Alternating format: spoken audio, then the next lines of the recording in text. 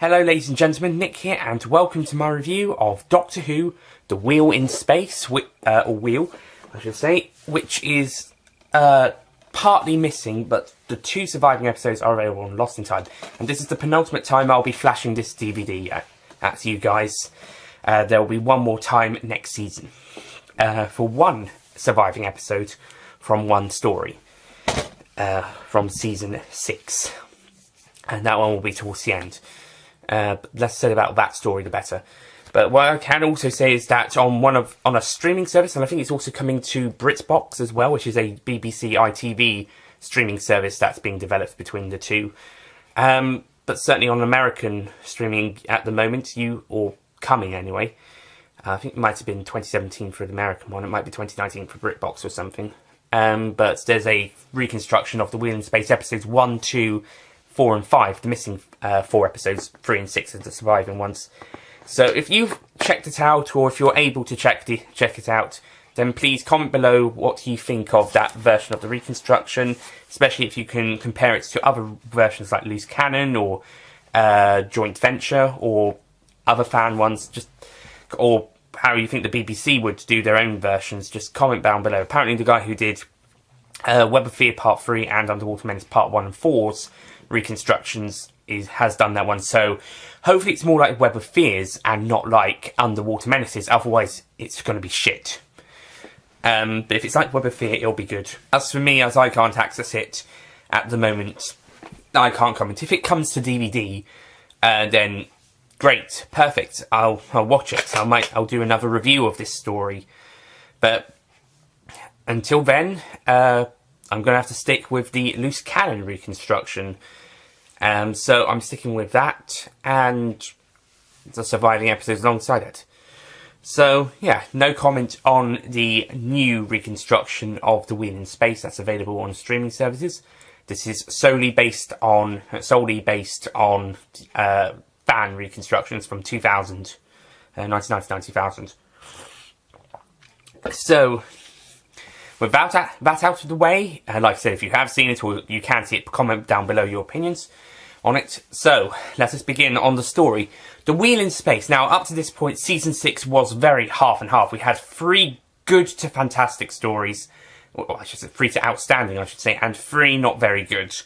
And it's come to the point where I've got to be a bit harsher on Doctor Who stories and films, where ones like those I'm going to have to be a bit harsher on. There's going to be more low scorers, maybe even lower, as I'm going to have to start getting harsher on these stories I'm not so keen on. Whilst good stories I'll still be pretty lenient on, but if they're not very good, I'm going to be getting harsher on them. And it's the same for films like the Bond films. Next Bond film I have to do is Diamonds Are Forever, and that's not going to be that great, but it won't be bad enough to be so harsh on.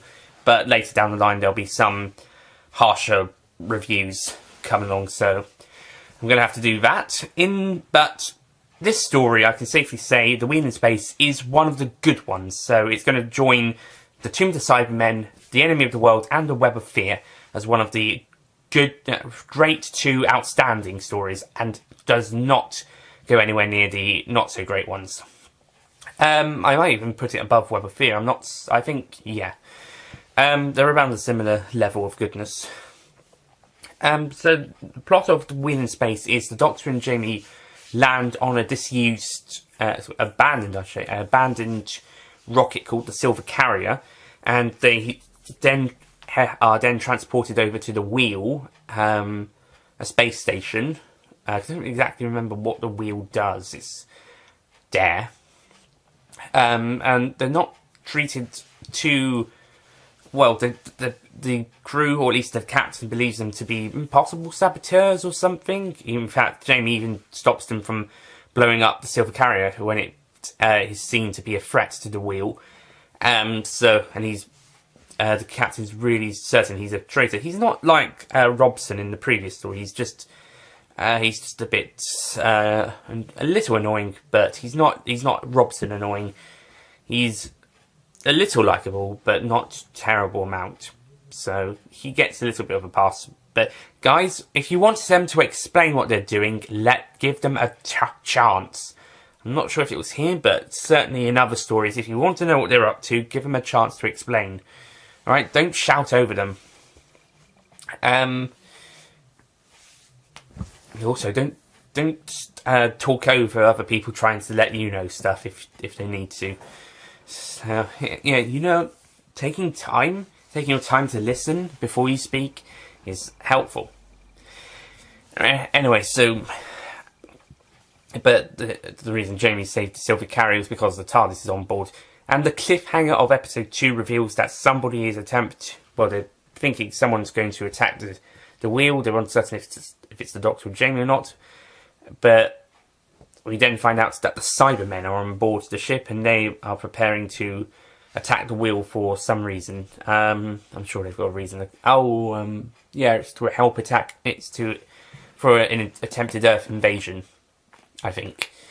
I think it just passed me over, the Cybermen's reasoning for doing this. I think it's to invade the Earth somehow. At least that's what the Doctor thinks. If I'm wrong, then I don't know what it was. Villain motives in season 5 have been getting weaker this season, especially last stories, I should say. But yeah, eventually everyone comes to think, okay, the Doctor is able to help. He's not a saboteur. He and Jamie can help save the day. And Jamie and Zoe head over to the ship, Silver Carrier, to get a device the Doctor needs. A couple of characters do die on the way, including okay but not amazing, okay but not great boss dude who's starting to become ill throughout the story. And very nice Doctor Second in Command character who dies, warning the Doctor about dangers, about the oxygen drop. There's also two characters who are very close to each other, Tanya and another guy. And there's also another bossy guy, there's like third in command, and another guy who's working on the controls, and another guy who's sorting out plant life. There's quite a few characters here, as well as all the red shirts. But most of them are okay, pretty good job. The first episode is mostly the Doctor and Jamie wandering around the Silver Carrier, looking for stuff and bumping into a robot that's on the ship. I'm not sure what the point of that robot was, but oh well. And to be honest, I would have been fine with an episode or two of the Doctor and Jamie just wandering a ship, trying to work out what's going on. I'd be fine if that was the whole story, so long as it was 2 or 3 episodes. 4 to push if you added something else in. But I'd be fine with a 2-part story of the Doctor and Jamie investigating a abandoned ship and checking what's happened, what's the mystery, and trying to solve that mystery. Alongside it's basically Gun the Fireplace, removing the historical and time travelling robot elements and gateways. It's basically the mystery on board the spaceship bit, and we find out that something is responsible about halfway through. A bit like that. So, yeah, but as this is a 6-part story about the Cybermen attacking the Wheel in space, then we've only got to have an episode on this, and the episode's last couple minutes has to introduce these other characters in preparation for the remaining 5 episodes. But that's fine. I think this story after Enemy of the World is the second story is the second most needing to use all 6 episodes for us to tell its story. The second needing. I don't think all of these stories need 6 parts. I think this one after Enemy is the one that I would say, okay, I can see why you need 6 parts. Go on then. So second most necessary. That's it. Second most necessary. Then Web, then Fury, then Ice. Fury, then Abominable, then Ice Warriors, because Ice Warriors couldn't even survive 3 episodes, let alone 6. In fact, it probably wouldn't even survive 2. It would well, actually no, I think 2 would be the necessary amount for a Doctor Who story, unless it's Mission to the Unknown or the 5 Doctors. But then again, that's almost as long as a 4-parter anyway. Special edition is as long as a 4-parter. But yeah, I would say 25-minute version stories, you need at least 2 episodes per story. So, unless it's Mission to the Unknown. And 5 Doctors is almost as long as a 4-parter, so, or a 2-part 45-minute one, so, yeah. And then Abominable Snowmen and Wet Fury from the Deep, I think could have been 4-parters. Ice Warriors 2 or 3, Web probably 5. This one, I think, if I was to say less episodes, I would say 5. Enemy of the World is perfect at 6, so I'm not complaining about that one. That's pretty much perfect at 6. Probably lose quite a bit of it if it was lower to 5. But in that being said, if this story was 5 episodes, we'd probably miss that actually not too bad stuff on the Silver Carrier. I actually thought that was pretty good. As I mentioned, I wouldn't mind a 2 or 3 part story about that. Preferably 2, because then you'd have to add some other stuff in to explain it all. So, yeah, keep it at 2. Or a 1 minute, 45 to 50 minute story from the new series. Just keep it interesting and you pretty much got it.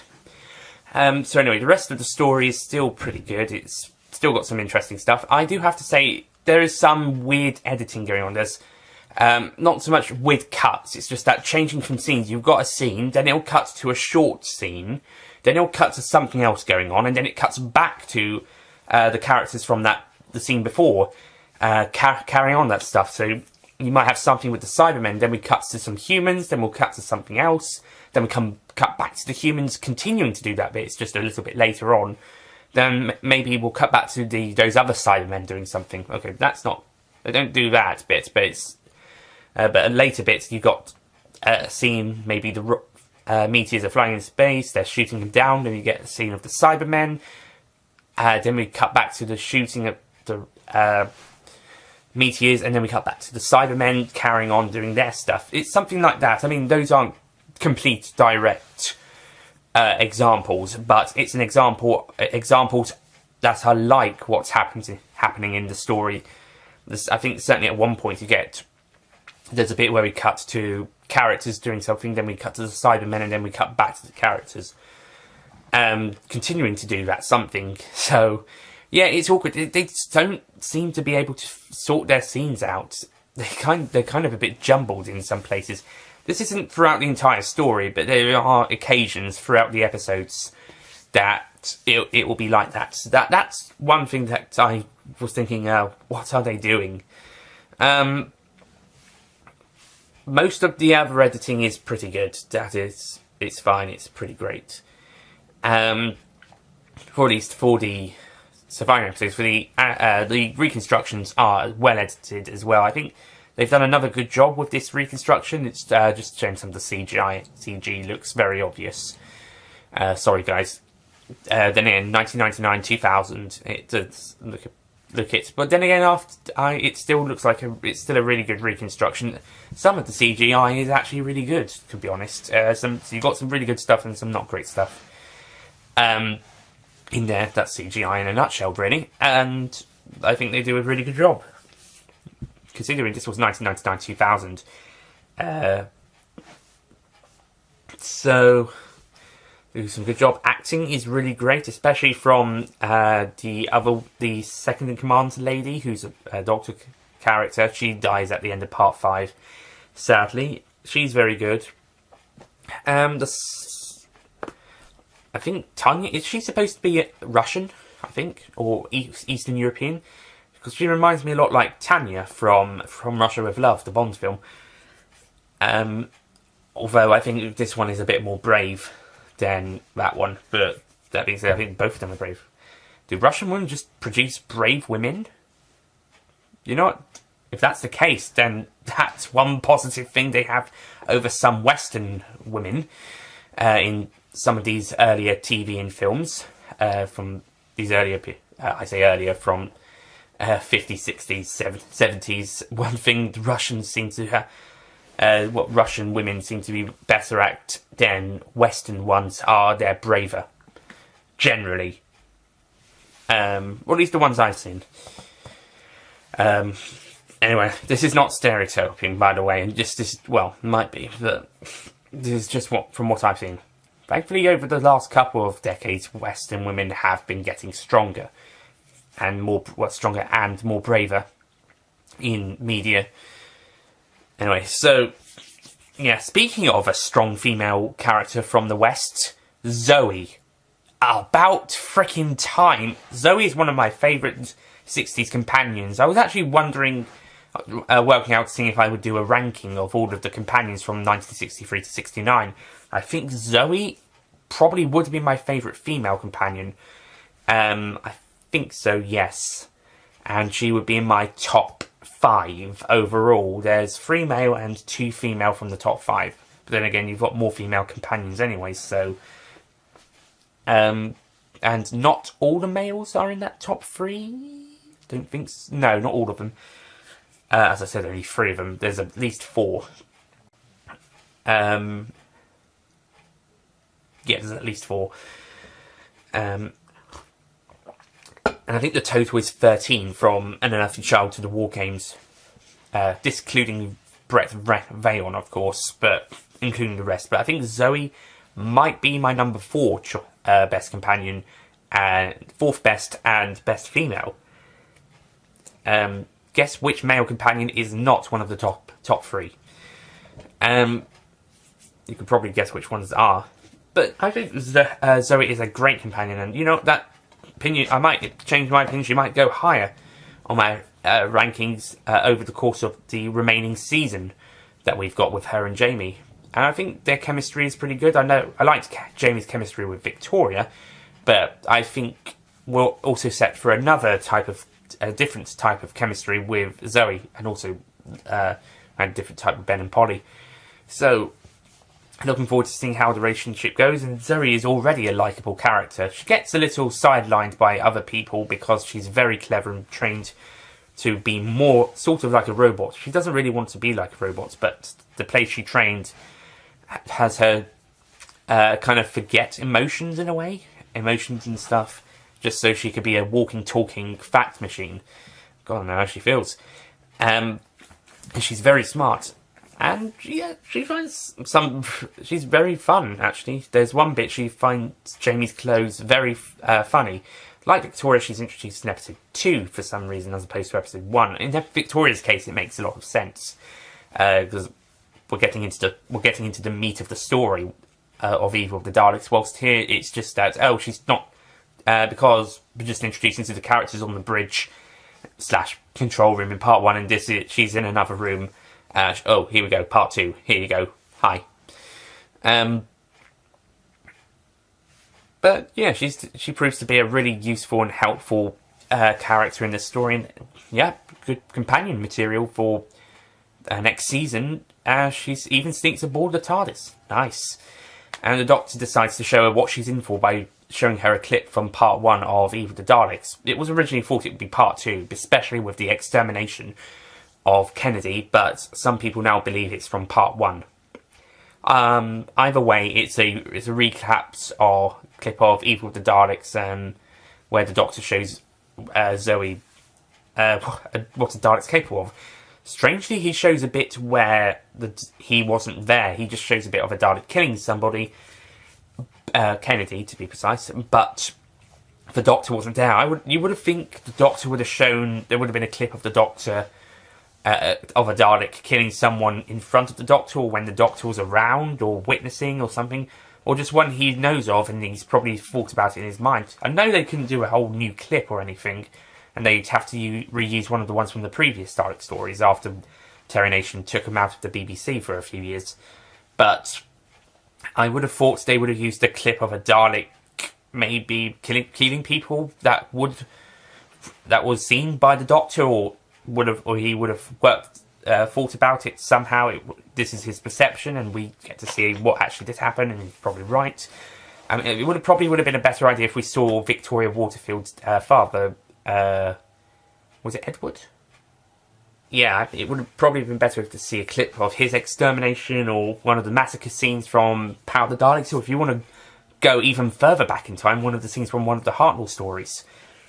Evil of the Dalek, Master Plan would be a very good choice, and maybe that clip from Dalek Invasion of Earth, when that guy is caught and the Dalek Source Commander goes, "Kill him!" and they kill him. It's silly, but it's a very good example of the Doctor being there to witness a character's death by the Daleks, as opposed to Kennedy's in Evil of the Daleks as well, his death isn't that much better, in fairness. I mean, it's a little bit better if he's trying to run away and not get trapped, but yeah. But, yeah, I would have thought the Doctor would have shown a clip of one of the ones he saw, basically. That's my point. And Zoe's reaction's like, oh dear. Kind of a face. I think we see Zoe's reaction anyway. The episode just ends afterwards, basically. After the clip, the re-showing of the clip of Evil the Daleks and Zoe's reaction, it just ends. There's no, no, I'm okay with this.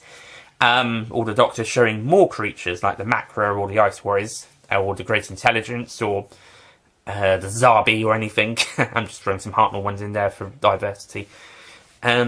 They mainly talk about Troughton villains in war games, so in that case they do use new clips of monsters that are cameo there. But yeah, the episode basically just stops. So I have a feeling that the Dominators will pick up on this afterwards. I don't think so, though. I don't think they do. It's been a while since I saw that. I probably saw it before I originally saw this episode on the DVD box set. But if they do, then it's another Tomb of the Cybermen where they're picking up after where they left off, and same with the Smugglers. But if not, then completely brushing over this ending, as it just finishes and we're not going to mention it again. So that's about it for The Wheel in Space.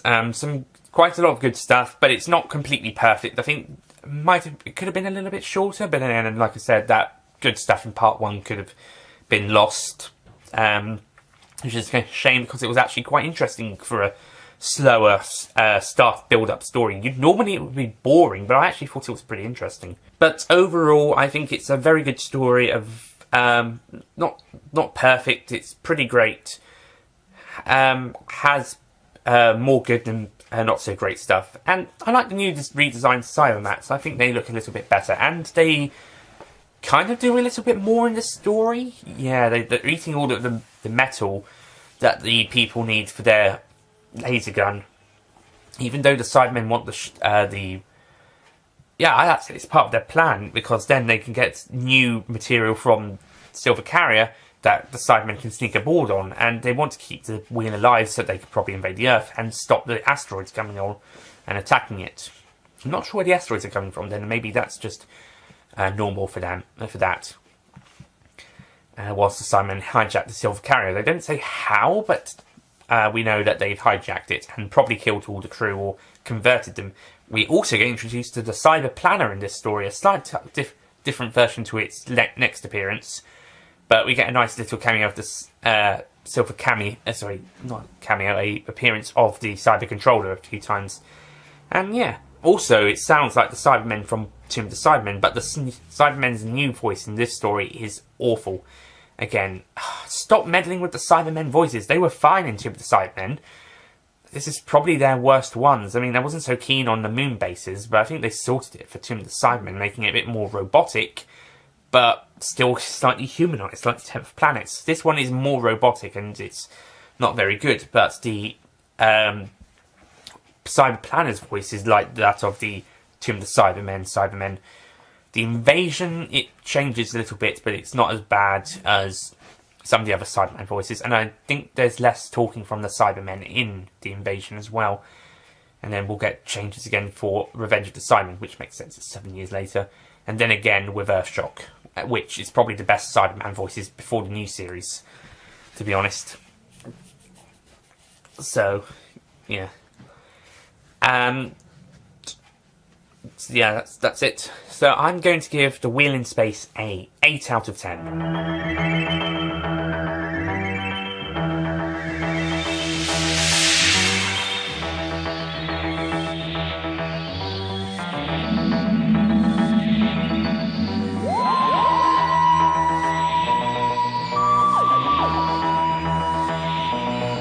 Not perfect, not amazing, but still really good and pretty entertaining in some bits and some very good story elements.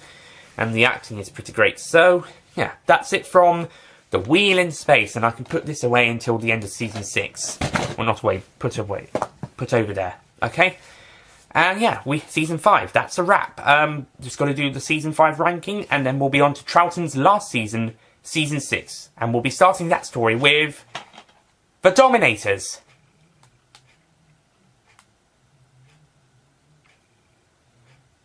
Now, you remember I said I'm going to be a little bit more harsh on these stories coming up, on future stories. Well, the next story, I'm going to be bashing it anyway. I'm going to bash this story in its review when it comes around, especially if I really hate it on the rewatch, because this story I've seen it once and I hated it. It's definitely a low scoring story. It's probably one of my least favourite Troughton's. It will be my least favourite at the time for doing it, and then probably second by the end of the outcome. But yeah, so one viewing of that, and I know I hate it. Got to go for it again. It's probably going to be an excruciating watch. Expect a rant / very negative review on this story, and this time, because I'm going to be harsher on these reviews on stories like this, and B, because I already know it's a terrible story unless it somehow makes me make me like it again a bit more this time round. Then, because of those points, apart from that, and it's because of these points, expect a bashing for this story. Okay, so next time, a negative review / potential rant on The Dominators after the season 5 ranking. Yep, season 6 is probably going to be it's going to be the weakest start to a Doctor Who season for quite a while. I think for a long time. So yeah, previously it was The Smugglers, but now next time all hell breaks loose. Oh well, we've got to get through it to start season 6. So anyway, so thank you for watching, and I'll see you guys next time. God help us. God help us, everyone.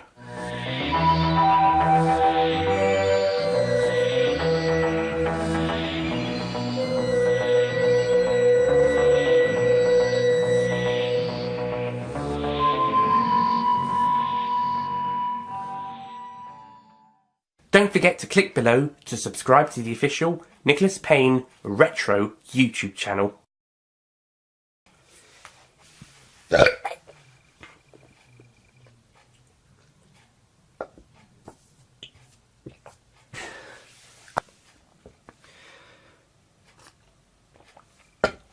I don't think that's his name. Edward Waterfield. Doesn't seem. His name will probably pop up if I down below. But excuse me.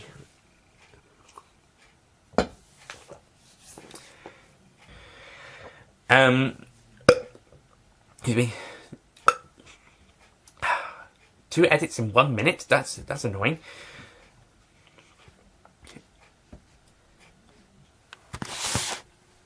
Oh my.